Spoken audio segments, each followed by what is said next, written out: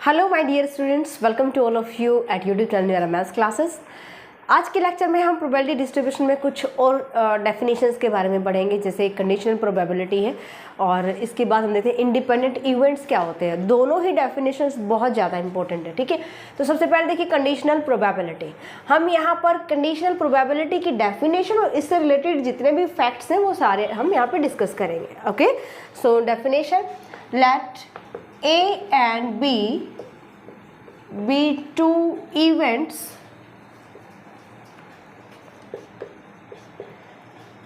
associated with a random experiment, with a same random experiment, same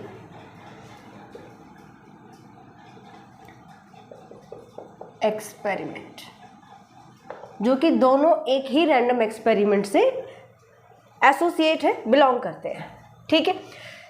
then the probability, conditional, नाम से ही पता चल रहा है कुछ ना कुछ हमें कंडीशन मिलने वाली है ना। Probability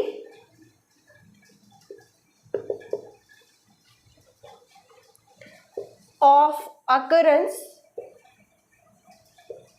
of A when event B, A की प्रोबेबिलिटी, अकर होने की प्रोबेबिलिटी को हम कंडीशनल प्रोबेबिलिटी कहेंगे। कब? जब event B has already occurred.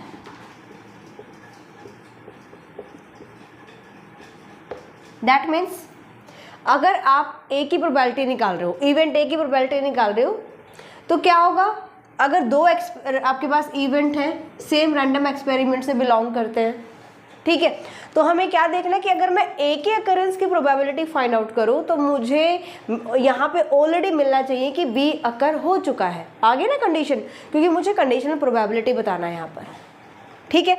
तो probability of occurrence of A when event B has already occurred is called conditional probability.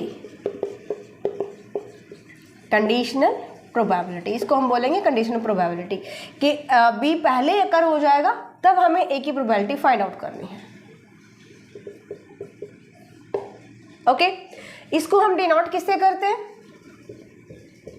Denoted by probability of ए मुझे निकालना है, लेकिन बी अकर हो चुका है, तो हम यहाँ पे कर देते हैं ए बाय बी, कुछ इस टाइप से, ठीक है। दैट मीन्स जो यहाँ पर ए की प्रोबेबिलिटी आप निकाल रहे हो, है ना, बी अकर हो चुका है, तो इसको आपको ऐसे डिनोट करना है। सो हम क्या लिख सकते हैं? Conditional probability of A when B has already occurred, that means number of, अब देखिए प्रोबेबिलिटी कैसे निकालते हैं? Number of favourable cases and divide by number of total cases.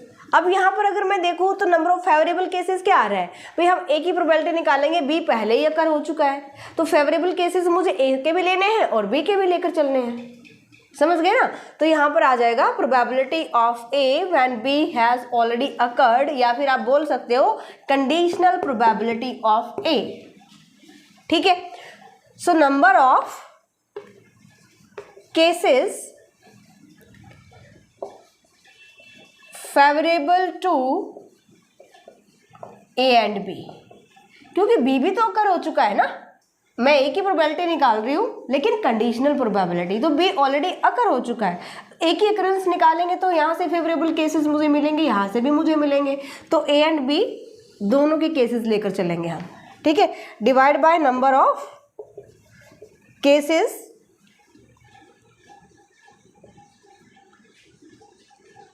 Favourable to B, ठीक है। क्या होता है कि अगर आपको कंडीशनल प्रोबेबिलिटी निकालना है तो नंबर ऑफ, जैसे अभी मैंने फॉर्मूला आपको बताया, N of A divide by N of S होता है। S is a sample space, है ना।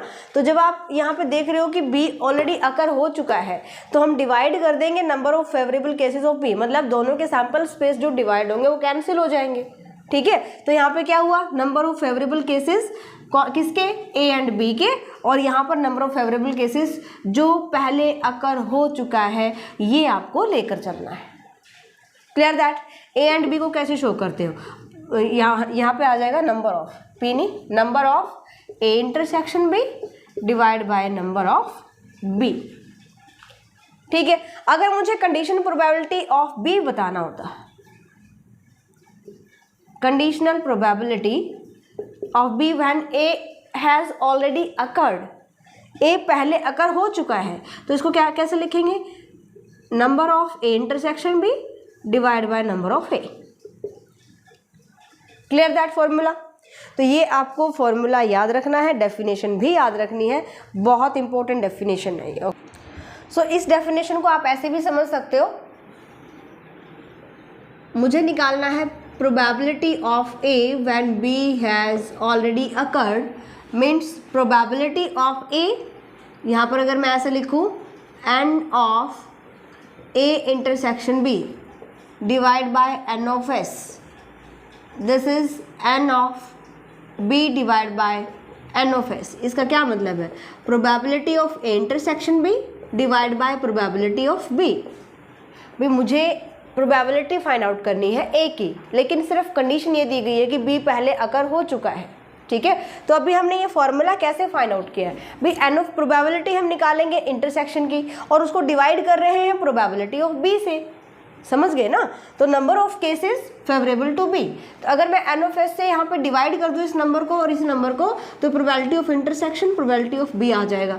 तो अभी मुझे कंडीशनल प्रोबेबिलिटी निकालना है, यहाँ से कैंसिल कर सकते हैं, तो डायरेक्ट मैंने यहाँ पे फॉर्मूला, यहाँ पे क्या आ गया हमारे पास, फॉर्मूला आ गया N of A intersection B divide by N of B, और ये तभी काम करता है जब एन ऑफ बी की वैल्यू नॉट इक्वल टू 0 होती है।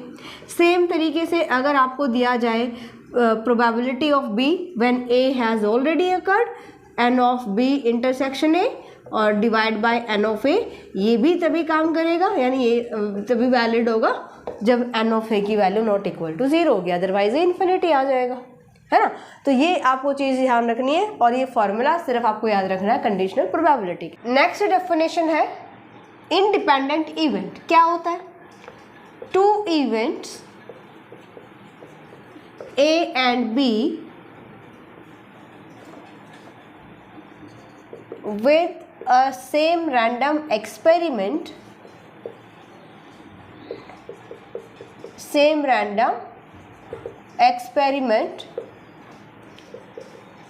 is said to be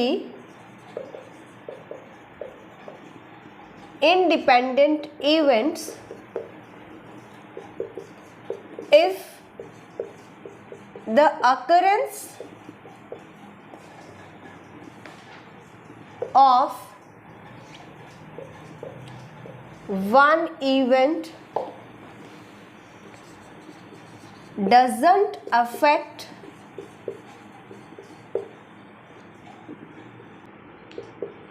the probability of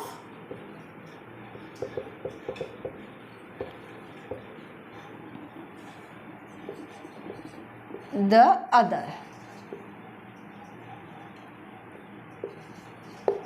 क्या मतलब है, एक रैंडम एक्सपेरिमेंट में दो इवेंट हमारे पास है ए एंड बी, कहते हैं कि एक की अकरेंस, एक इवेंट की अकरेंस अगर दूसरे इवेंट की अकरेंस या probability of occurrence of the event, लिखिए occurrence of the event, other event, दूसरे इवेंट के अकरेंस की प्रोबेबिलिटी को अगर अफेक्ट नहीं करता है, जैसे म्यूचुअली एक्सक्लूसिव में हमने पढ़ा था ना, तब हम कहते हैं कि दोनों एक्सपेरिमेंट जो है, इवेंट जो है वो क्या होंगे, इंडिपेंडेंट इवेंट होंगे।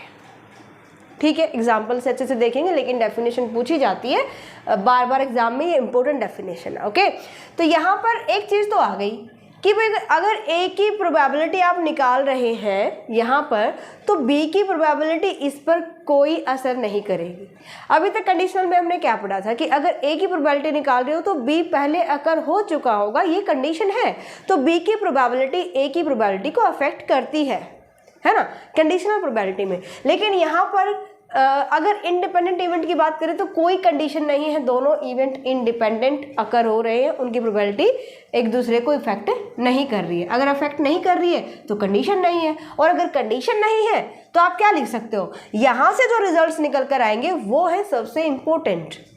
ओके, चलो पहले मैं आपको एग्जाम्पल बताती हूँ। यहाँ पर हम लेकर चलते हैं, हमारे पास एक कंटेनर है, कंटेनर में हम लेकर चलते हैं 3 white balls and 2 black balls। ठीक है, 3 white balls W W W, ठीक है। हमने 2 ब्लैक बॉल लिया B B, टोटल बॉल्स कितनी है 5। ओके, अगर मैं यहाँ से देखूँ तो probability of drawing white ball, probability of drawing white ball क्या आएगी भाई, मुझे यहाँ से एक वाइट बॉल निकालनी है। वाइट बॉल कितनी है 3, 3 में से एक आ सकती है, टोटल कितनी है 5 बॉल, तो क्या आ गया 3/5। 1/3 नहीं या 1/5 नहीं, टोटल वाइट बॉल में से कोई भी बाहर आ सकती है ना, तो इसको हम कैसे समझते हैं 3C1 divide by 5C1।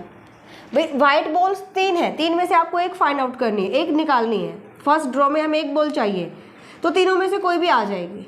Total कितनी है, अगर आप एक वाइट बॉल निकाल रहे हो तो नंबर ऑफ टोटल जो केसेस हम लेकर चलते हैं, number of samples, favourable cases of sample space, तो यहाँ पर कितने आते हैं, टोटल है 5C1, तो वो 3/5 ही आएगा। Clear that. एंड अगेन हमने एक वाइट बॉल निकाला, वापिस इसमें डाल दिया। ओके, फिर से 5 बॉल हो गई, अगर आप एक निकालेंगे तो यहाँ पे 4 रह जाती हैं, है ना। यहाँ पर एक फर्स्ट इवेंट क्या हो गया कि हमने जब एक वाइट बॉल को निकाला तो ये मेरा फर्स्ट इवेंट हो गया। अगर आप एक वाइट बॉल निकाल लेते हैं तो टोटल कितनी रहती है 4।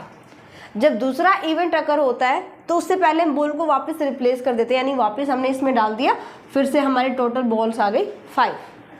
और जब हमारा बी इवेंट है, दूसरा इवेंट है, फिर से हमें एक वाइट बॉल ड्रॉ करनी है, ड्रॉ ए वाइट बॉल।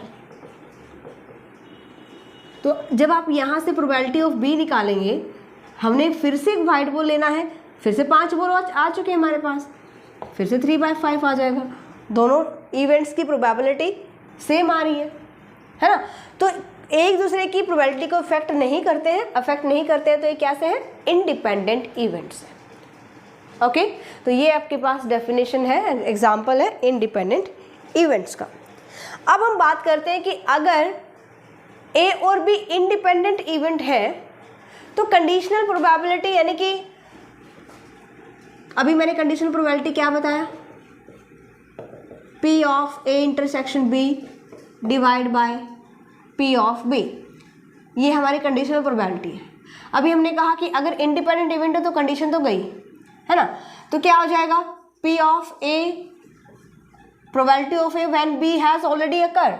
अगर B अकर हो भी चुका है तो हमें कोई फर्क नहीं पड़ता, क्यों, क्योंकि इंडिपेंडेंट इवेंट है, एक दूसरे के अकरेंस को अफेक्ट नहीं कर रहे हैं, है ना। तो इसको आप क्या लिख सकते हो, प्रोबेबिलिटी ऑफ A लिख सकते हो। Clear that. तो यहां से आपके पास आ जाएगा probability of A when B has already occurred, this is equal to P of A। So अगर इंडिपेंडेंट इवेंट है तो एक रिजल्ट हमारा ये आ गया, ठीक है। अगर आपको probability of B find out करना है when A is already occurred, A has already occurred, so यहाँ पे क्या आ जाएगा, this is equal to probability of B, क्योंकि हम B की प्रोबेबिलिटी निकाल रहे हैं। इंडिपेंडेंट इवेंट है ये दोनों, कंडीशनल की बात नहीं कर रहे हम। जब इंडिपेंडेंट इवेंट होंगे, if A and B are independent event, then तब ये रिजल्ट आपके पास आ जाएंगे, P of A by B is equal to P of A और P of B by equal to P of B, where P of B not equal to 0 and यहाँ पर P of A भी not equal to 0 होना चाहिए। Okay, second यहाँ से आप बोल सकते हैं, अगर मैं इंटरसेक्शन करती हूँ, इधर बताते हैं, अगर A and B